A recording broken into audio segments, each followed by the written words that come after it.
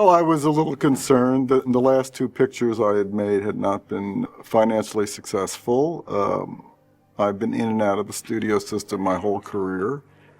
I was looking to make a big studio picture that had commercial possibilities, and basically reading material that I could do and also could, give me a commercial success that means that I could go on to make some movies that were closer to what I wanted to do. And I got this script from Paramount, David Mamet's script, The Untouchables, and I liked it quite a lot. And they flew me out to have a meeting with Ned Tannen about doing the project. And I remember very distinctly walking down that corridor into Ned's office with Art Linson, who I met for the first time, and sitting down and discussing how we were going to do The Untouchables. The main guy at Paramount at the time was Ned Tannen. And basically what he did is he called me and said, look, Art, come over here and produce movies. And there was two movies that I started developing. One became Scrooged, which was the comedy with Bill Murray. And the other was The Untouchables. And The Untouchables was one of those perfect situations that you can sell a studio. They owned the television rights to The Untouchables, to the name, to the television series. I was never a fan of the series, personally, but I love the folklore of the idea of Al Capone, Eliot Ness, gangland drama in Chicago. So I went to Ned Tannen and said, we should develop that. He goes, great, let's develop it. Dawn Steele was working for him, and she was very supportive of it. And we started selecting writers, and one of the few writers that came to mind was David Mamet. The idea that we had initially, at least that I wanted to pursue, which was to take it out from under the television series and turn it into a motion picture, which meant that there shouldn't be much allegiance to it. And of course, David Mamet was the perfect guy to do that. And even though I had never met David at the time, it was instant, like, let's go. No, I didn't really care much about the television series. I'd never seen it.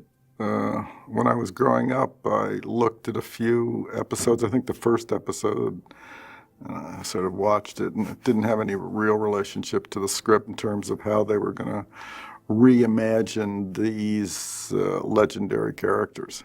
I talked to Kevin Costner about this before the script was done, before Brian De Palma was aboard, before Ned Tannen ever read. I saw him in this movie Silverado, and I said, this guy would be a great Eliot Ness. And I got his agent to get me a breakfast meeting. He walked in, and I went, boy, this guy, perfect Eliot Ness. I explained the whole thing to him, and he goes, I don't really think it's anything that would interest me. And that was sort of the end of our conversation. I said, well, look, when this script gets done, you should look at it. And I think his agents had a lot to do with saying, look, trust me, you should do this. Well, it was a long search. We talked to a lot of, name actors like Mel Gibson, who was interested, but then took another job at Warner Brothers, so it conflicted with our shooting schedule.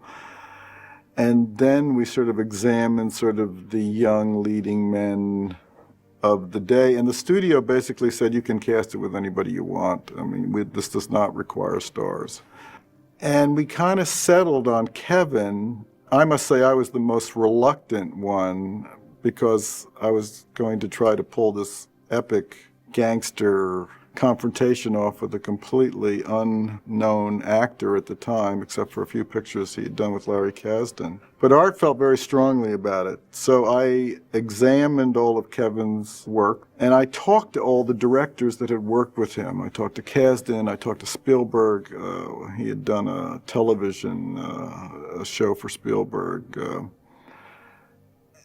And every one of them said, this guy has got it. He's going to be something. And I basically relied on the advice of my contemporaries and just sort of rolled the dice. I remember sitting on a couch. He's a very straightforward, honest guy. And I was quite affected by his sincerity, which of course is essential to the part of Eliot Ness.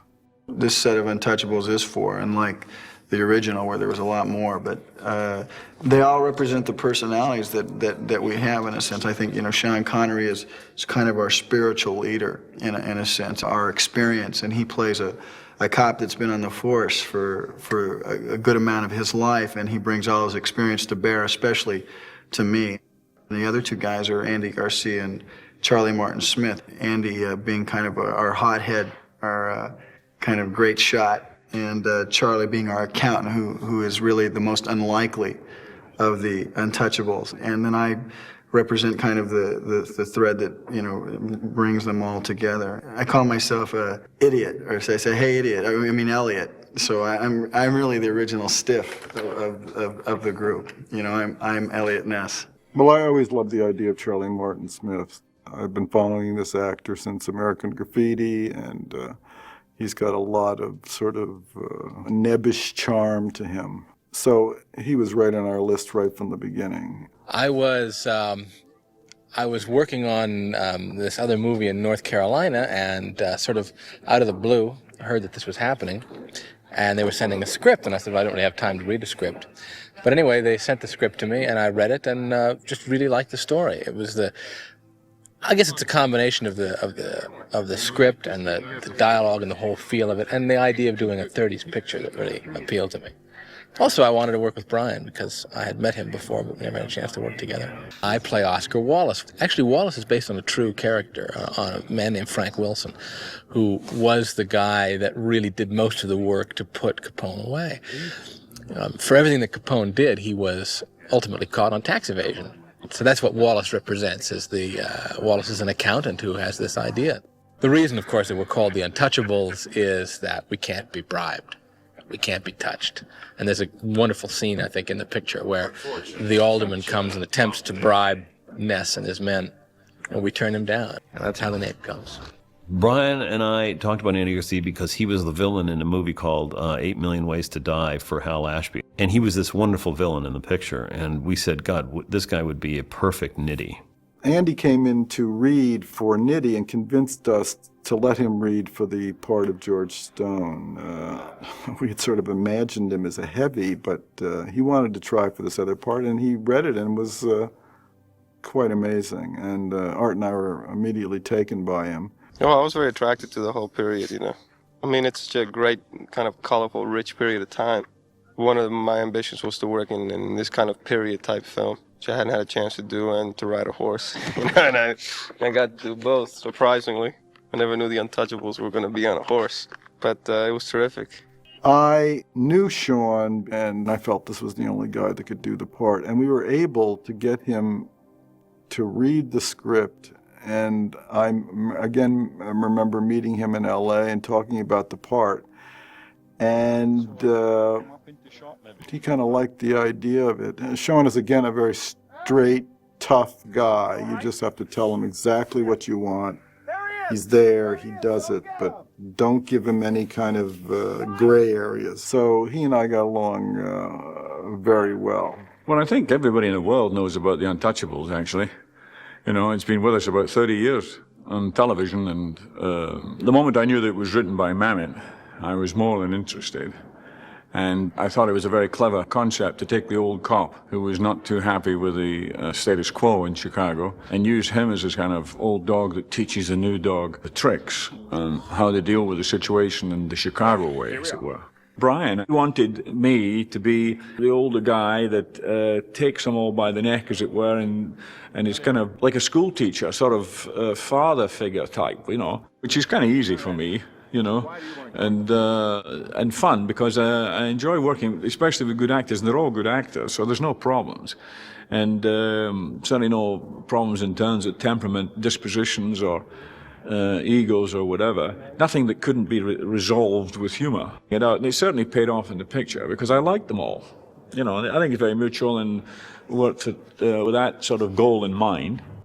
I think what's interesting is that the four of us are quite different the same way the four Untouchables are different. I think probably it's very good casting in that when Brian put the four of us together, he was looking for four very different guys who are brought together. Normally they would have nothing in common, but this one thing is what brings them together. I think that makes a very good drama.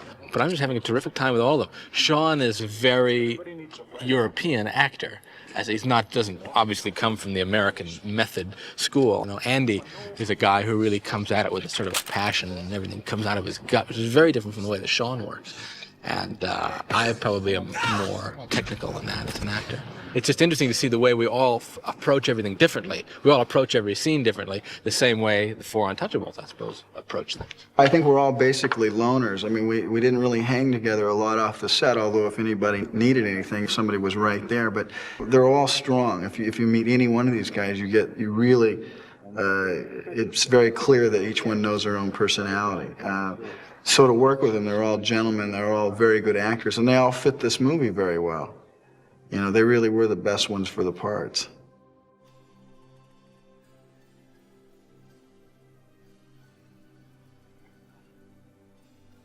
And then, of course, we got to the Capone casting. The problem with Capone was, again, we were in great sort of budget problems. Again, the studio said, you don't need stars for this film. So I had seen Bob Hoskins, and I felt, this guy's, he's obviously a great actor. Of course, he isn't an American gangster, but he does an American accent very well. So we, in fact, went out for Bob Hoskins and managed to make a deal with him. At the same time, I kept on pushing to use Bob De Niro because of my long relationship with him. And Art said, go try and get him. So I spent, weeks and weeks meeting with Bob, talking about the part. And finally, I got him to say, yeah, he had a kind of a tight schedule where he could fit it in. It was only really shot for a little over 2 weeks. So I managed to finally convince him to see how he could work it into his schedule. And he said, yeah, I think I can do this. And then he said he wanted a huge amount of money for 2 weeks. Of course, the studio was in shock, and Ned Tannen said, forget it, it's over. We're going with Bob Hoskins. We hired him. Don't talk to me about Bob De Niro. And Art and I went, oh boy, now we're really going to have a battle of the budget.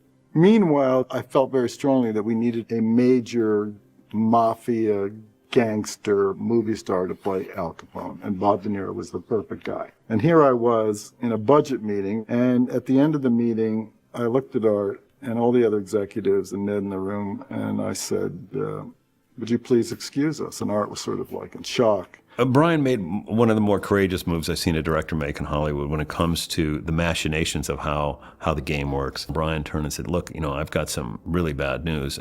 Not only can I not take the movie down by $1 million, I'm not prepared to make the movie with Bob Hoskins because I want to make it with Bob De Niro.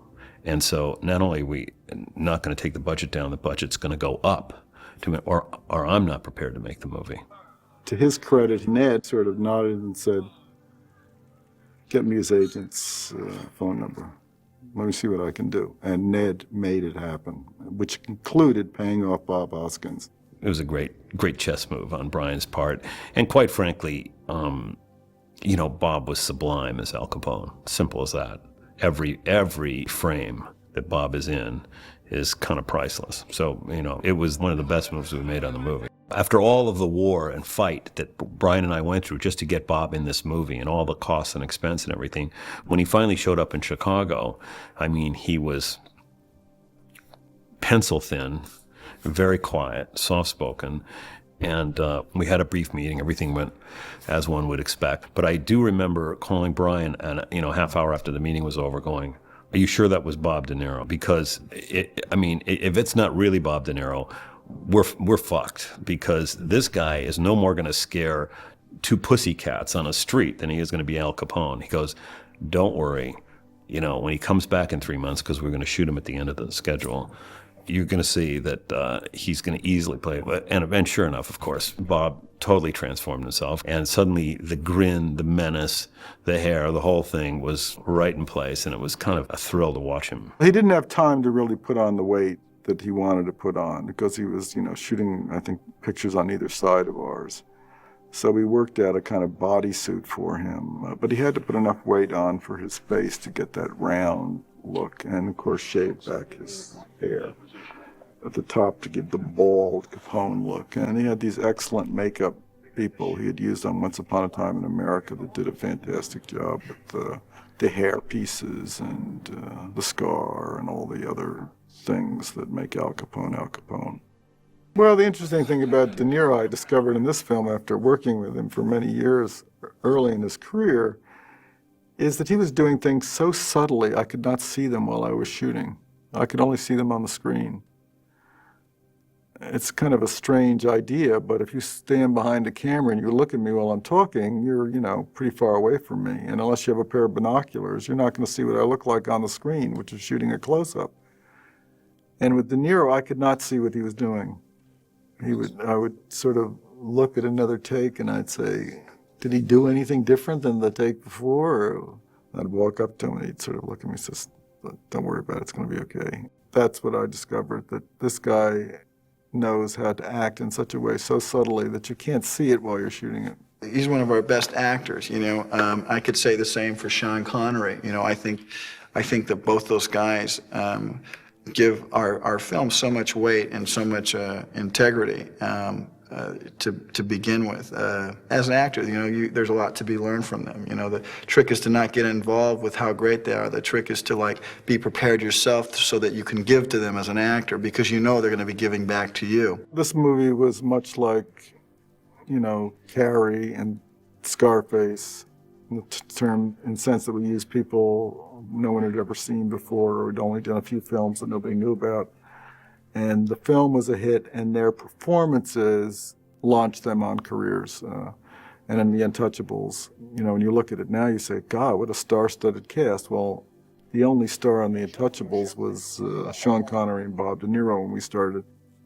My image of The Untouchables is that corruption looks great. It's like Nazi Germany. It's clean, it's big, everything runs smoothly. The problem is all the oppressed people are in some camp somewhere and nobody ever sees them. So the world of Chicago is a slick world, a world that's run by money and corruption. And it looks fabulous.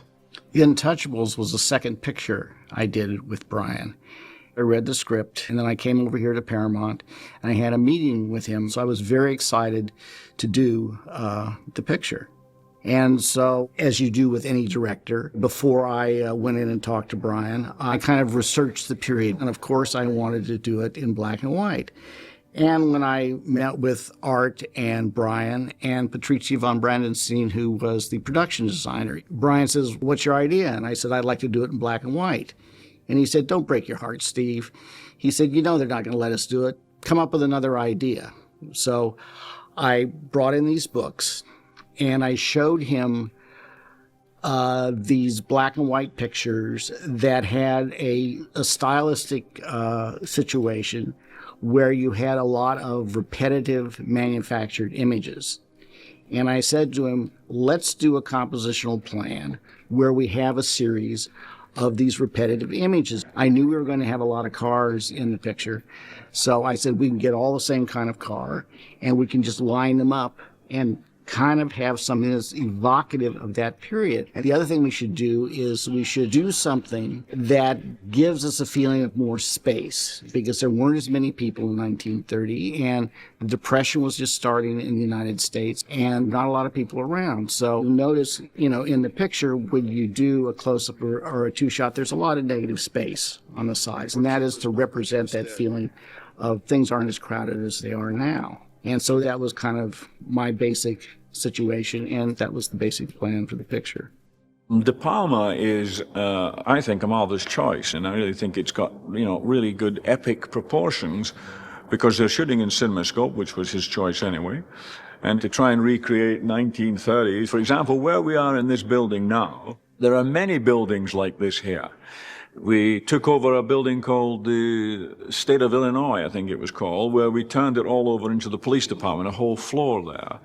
And it's very authentic. It's very much like that. You can't build these things. Eric Schwab had been my location scout for many years, starting with Body Double. And I sent him into Chicago way early in the pre-production part of the movie to find the locations we could use, because it's period and it's difficult to shoot in a modern American city because all the sort of period buildings have modern buildings in front of them, and we had to be very careful about what parts of Chicago we shot. Very, very difficult on the exteriors. When we were shooting in front of the Wrigley building where that bridge goes across the river, behind that are these great big modern skyscrapers. And at night, all the lights are on because the people are cleaning them. So the production department was able to arrange for all those lights to be turned off so the buildings would just go black. The funny thing is that every once in a while, all of a sudden, you just see a big line of light come on because the people who were cleaning, the janitors, would just turn them on. So luckily, it never ruined any takes. There is so much to choose from in this city, and I think we had very good luck, but I also think we chose well. We had a physical reality of the Sullivan's Auditorium Hotel, which is now Roosevelt University. We have excellent pictures of life in the Lexington Hotel. And we know that Capone's men played games in the lobby.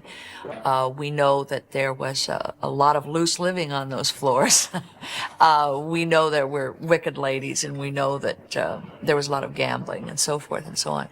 I do love Capone's suite because it has such a luridly extravagant quality, and it was immense fun to plan out and do.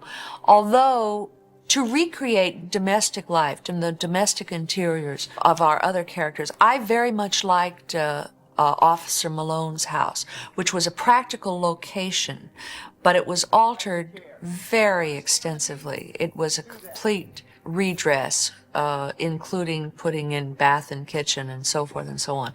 And I think that it worked very, very well. Patrizia, of course, had scouted a lot of locations. We went out and we looked at all these locations. And during the time we looked at all this stuff, we talk about where the light is, what the access is to all of these things, how we're going to work everything, and which things were going to be practical locations, which things were going to be built in the studio.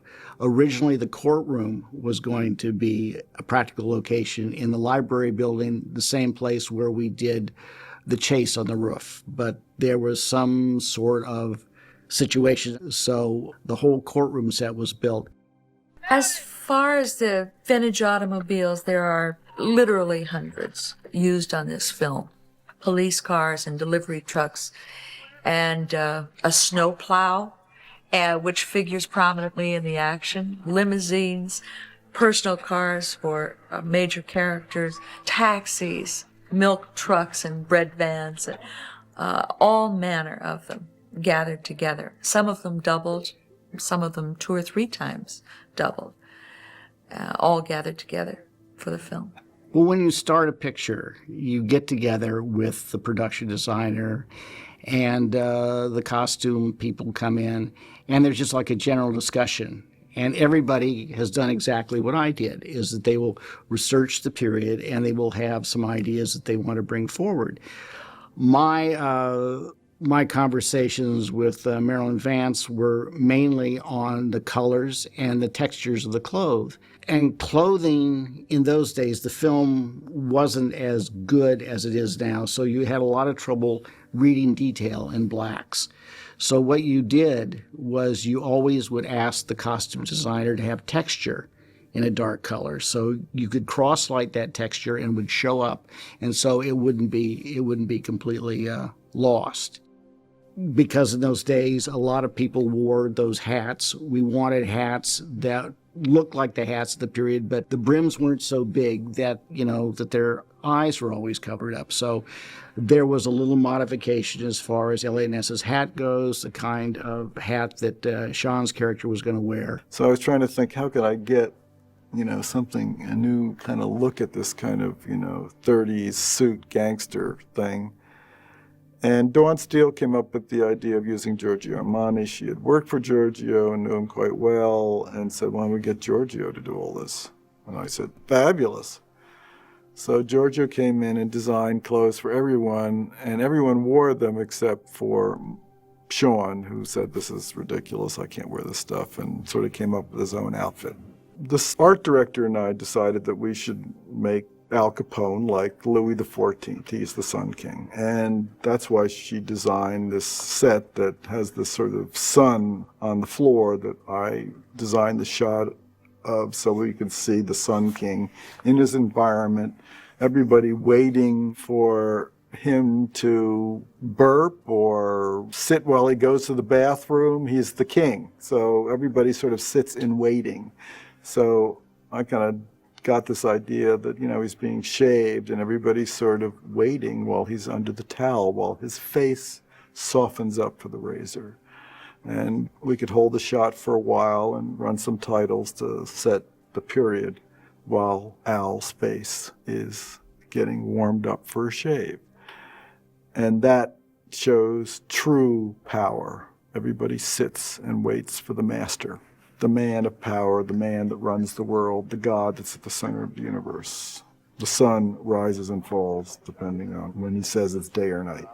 So that was the idea for the shot. And I can't tell you how many, I think 17, 18, 19, 20 takes with that crane shot dropping down, trying to get this all in one take, but I never succeeded. And we had to put a cutaway into the reporters in order to make the scene work. Brian always had the idea that the four needed to be very distinct characters, and I really thought of Wallace as everyman. He was the average guy that never thought in a million years that he'd be chasing down Al Capone, and being given a gun and a badge and all of this, and I felt like I was kind of representing that part of the audience. So I just wanted to sort of play into that, play into that sort of frame of mind. Brian wanted me to smoke the pipe. He wanted to play into all of the amusing stuff too. And he said to me something early on, which I've never forgotten. He said, I want the audience to be laughing with your character. I want them to be laughing right up until, boom, you get it. And I thought, okay, fair enough. But Brian had very specific ideas about the fact that he wanted me to be funny. And I wasn't sure about that. I saw some of it, and I wanted to represent this average guy, but I didn't want it to cross over into buffoonery. I just didn't think that was right for the movie.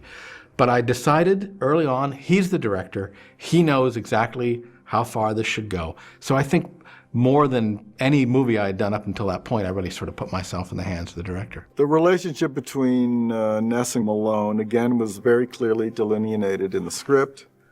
And Sean and Kevin developed that relationship on and off screen. I remember Sean was always kidding Kevin about his hat, They all had these hats, and, Kevin was always very concerned about his hat. And Sean would be relentlessly kidding him about his hat all the time, and where was his hat. And I think in that very complicated Steadicam shot, when they come out of the elevator at one point, I think Kevin forgot his hat. So the hat became kind of a running joke throughout the film between those two. And you see that kind of camaraderie between them on the screen. Well, it's one of those classic relationships where you have experience. I think we all would like to maybe go through life with kind of a figure that's standing over us, be able to keep us from mistakes. And Sean represents that, and with all the charm that Sean brings to bear in a movie, especially this one, he's just great in this part. So it's great to have him. I don't have to think too hard. When he's around, he really is the strength of this picture. He really is our anchor. There's a scene between Malone and Ness. He really wants to test him to see if he's going to go all the way with him. Because this is not just a simple game between cops and robbers. There are heavy dues to pay if you're going to get Al Capone. And originally the scene was set, I think, of them walking along the street. And Sean, when he read the scene, thought it might be a good idea to set it in a church because he felt that Jimmy Malone was an Irish Catholic, and if they were going to go to a place where they wouldn't have to worry about people eavesdropping on them, a church was the best place to go, because you've got to set up the idea that Chicago is owned by Al Capone. That means everybody throughout Chicago is going to overhear what they say and tell Al Capone's people, and they're going to be set up and destroyed. So he takes them to the one sacred place where he feels he's safe, and it was this fabulous church that we found in Chicago. It was a well-written scene to begin with, and Sean's choice to put it in a church was just, again, his experience coming to bear, not only for me personally, but in this case, the film. More than that, to talk about Mamet's dialogue, it's construction and economy, and it's quite simple, and in many instances, very biblical. And the old, eye for an eye, a tooth for a tooth, but always you give them more than they really want to deal with. What we did was, because the church was very, very large, and we couldn't light the whole church. So what I did was that I was able to shoot a low angle, put Sean and Kevin in the foreground, and have the big arch for the church window in the back. All I did was light the ceiling and light the background and light the two guys. And I did it with a very, very wide angle lens. So I would have three planes. I had their hands in the foreground, I had the guys in the middle ground, and then I had the big vaulted ceiling in the background. Now, it made their hands look bigger. And it reminded me of the painting on the Sistine Chapel, where you have like the two hands, or you have the hand of God and man coming together and it's sparking life. And it was kind of the same thing with these two guys, as you have life being sparked into both people. The Al Capone speeches were all written by Mamet. His sort of, being kind of the media darling of the age and giving these press conferences was very much in the David Mamet script. I love De Niro when he's ranting and raving. And of course, there's the favorite, much satirized, beating the guy to death with a baseball bat, which was based on a real incident that happened that David put in the script, and I shot in a kind of very captivating way. He's the king. He's the god. He makes people live. He makes people die. The thing that makes Brian De Palma well known is this visual style that he has. His camera work is something that film students study because this is what he's so well known for. But I think, like all directors, Brian is a good storyteller. And even in scenes with the camera stationary, he's still telling the story.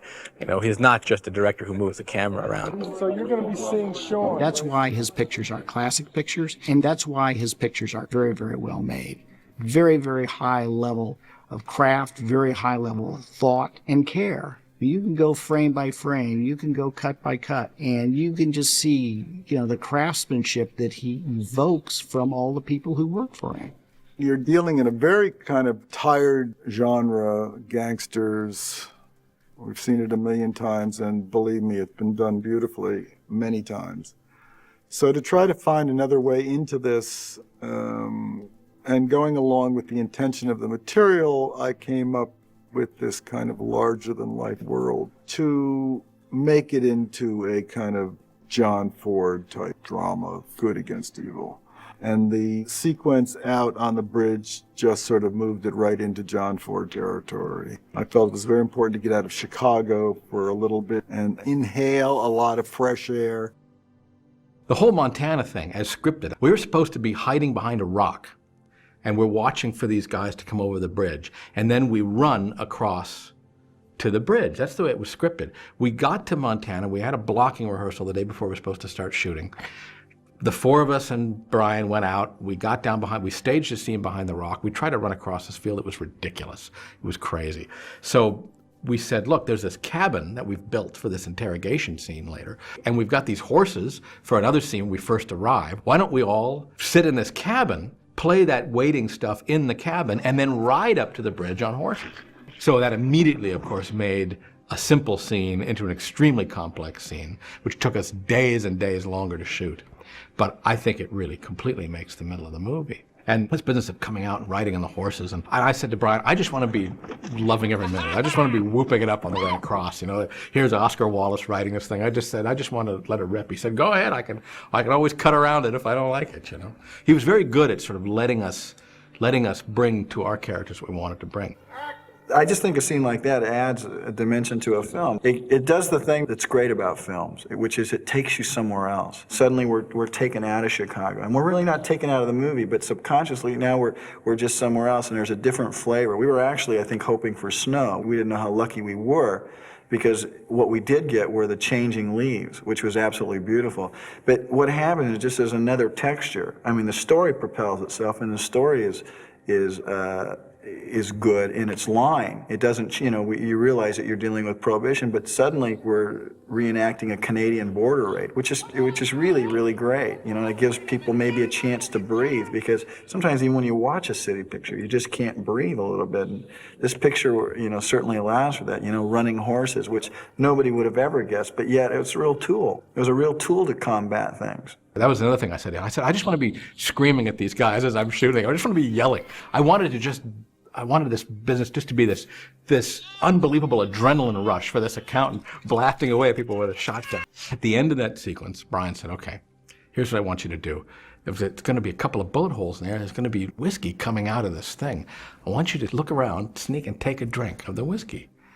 I said, oh, no. I said, oh, that's a little bit too much, don't you think? I mean, that's a bit much. I don't really know if that's right. It seems too silly. He said, no, it'll be a great moment. And I really, really hesitated. I really didn't want to do it. I thought, that's just too shticky, But Brian said, no, I want them to be laughing all the way up until you die. And I said, he's the director, absolutely, I'll do it. And of course, when you see the movie, he's absolutely right. It's absolutely the right thing to do at that moment. It's a great moment. And it's all Brian. Yeah, that whole sequence of scenes leading up to my death, Brian wanted to just use the Steadicam, this handheld camera, to do one long flowing scene, almost like you would a stage play, and just keep it playing, and keep it flowing. That which is really hard to do. And it seems to me on that day we had something like an 8 o'clock call, and we got in there and started blocking. And I think we shot take 1 at 5 o'clock in the afternoon. I mean, my heavens, we just were there all day, preparing to do this. When you use a continuous shot, sort of like a time bomb, it's ticking, something terrible is going to happen. You establish that Nitty is in the elevator, and it's just a matter of time before something terrible is going to happen. Brian did not want to actually see Wallace get shot. He thought that would be too much for the audience to handle, and I agreed with it. But he wanted to do this thing hanging me up in the elevator on this hook. And as we were setting this up, and they started coming in and smearing me up with blood, Brian, of course, has a reputation, he certainly did then, of not going easy on the blood. So they were really laying it on. He came and said, that's too much. He said, that's too much blood. I'm thinking, this is Brian De Palma? He said, no, it was just, he was very specific about that. He didn't want it to be too gory, but it had to have that kind of impact. And I stood on a box in there, and because I couldn't actually be hung up, but I sort of did my hanging up thing. And we shot the scene where Sean comes in. And as Sean came in and saw me and looks at me and says, oh, Jesus, and then he lifts me off and puts me on the ground, I almost wept. Brian always has 2 sequences, as he always does in a picture. He does the creeper sequence, and he does what I call the holdout sequence. Now, the creeper sequence is best identified in this picture as Sean Connery being killed. And what happens is that it's usually a camera that's point of view, that's following somebody that is trying to avoid being seen. So it's all done in a very kind of first person, kind of subjective kind of way. But the idea of it is that you're setting up tension. I was amazed to find out when we were putting all these hits on him, these blood things that explode because he gets, raked up and down with a machine gun, that he'd never had a hit put on him. So when we shot the scene, Sean was like appalled at what was going on. I mean, he played it out, and then he was, some dust got in his eye, and we ran him off to the hospital, and I had to beg him to come back and do that scene again, to take those hits again. He hated it. It's just everything he dislikes about movie making. He did not like it, and he had never experienced it before. And thank God I got him to do it again. We finally got another take out of him taking those bullet hits. Of course, he did it beautifully, but he was not a happy guy. Oh, I made it extremely violent. I mean, this is your lead character, going down, and it's going to motivate Ness to do things he could never imagine that he could do. So it had to be shocking. The other sequence is the holdout sequence. And what Brian does is that he tells the audience that there's a certain task that the character has to do. And you know what that is. And you're going to expect that to go forward. But what happens is that there are impediments put in the way. David Mamet had written in a period train sequence of crashing period trains that as much over budget as we were, this took it to a level that was beyond anything that Paramount was prepared to do. We couldn't find the period trains, and if we did, we couldn't crash them. I mean, it was just, at the time, an impossible situation.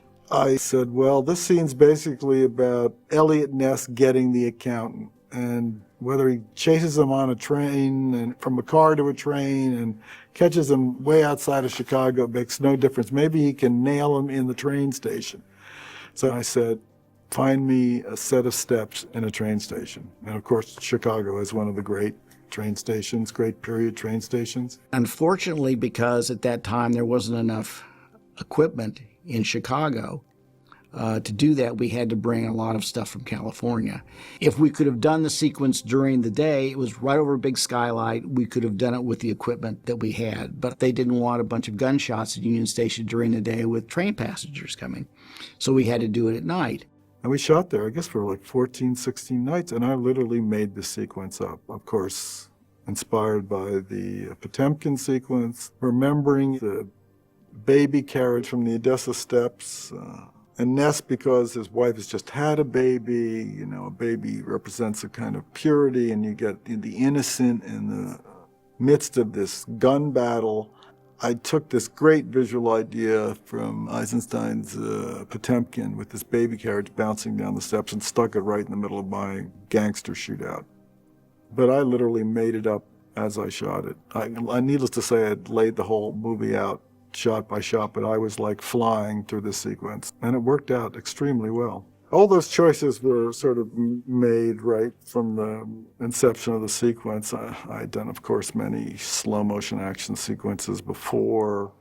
I like the stylized use of sound where you get rid of all the, real sound and use sound very specifically to point the audience's ear to specific things happening in the sequence.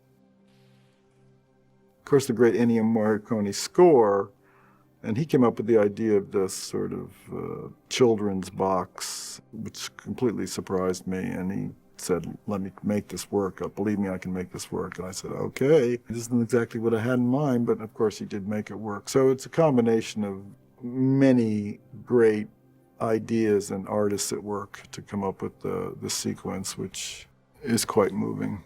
Billy Drago, I thought, just did a terrific job as Frank Nitti. He, in the white suit and everything. Billy Drago is a wonderful actor and the nicest guy, but there's a formidable kind of otherworldly thing about the way he looks. And his kind of intensity, I think, in the part of Nitti means that he's a real important screen presence, even when he's not talking. The scenes when he doesn't really have dialogue, he's almost like an extra in the scene, and it's only later on that he becomes the important figure that he is in the movie. He's like the white serpent. He's a bad guy. And he doesn't have a lot of scenes in terms of establishing his character. He's just like Al Capone's evil enforcer. So we put him in a white suit to make sure that he stood out when you see him in the background, because this guy is going to become very important.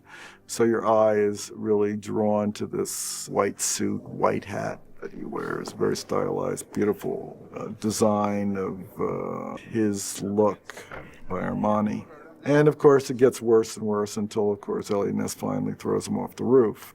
And we took quite a lot of shots to get because blue screens, fallings were, not too sophisticated at that time, and we had to do it many times to get it effective. That stunt of him going off the roof is for the audience to savor the bad guy being killed. Then, of course, the down shot is part of that repetitive manufacturing pattern. And we didn't have him land in the middle, had him land out to the edge. So your eye scan would have to scan all the way along there because, you want enough time for people to take in the whole scene and have the eye scan point to him in the last situation. And of course, then we had this big scuffle about to happen with Al being pulled back by his bodyguards. And then, of course, this beautiful exchanging of the chain between Ness and Stone, the symbol that was established early when the group of them were together and immortalized in a photograph that was taken. I remember a scene that we shot and we aborted. There was an ending for the picture where it bookends the whole movie. And what it does, you start close on Capone. He's being shaved again. He's in a barber's chair. And as we pull up, you see that he has reporters around him, but he's in his jail cell. And we started, and I think that the dialogue was new, or there was something that wasn't quite right about it. So we did a couple of takes, and Brian said, let's not do this today, and we just quit. And I asked him, I said, do you want me to hold the setup, and we can come back Monday, and maybe he can think about it on, over Sunday. He goes, no, he says, it's not right, it's not going to work. And that was the end of that. Last shot in the film was the newspaper coming off the truck, and the guy coming in from a hotel, picking it up and taking it inside was just starting to get cold. I remember extremely well, because after that shot, I got in a plane and went to the airport and went home.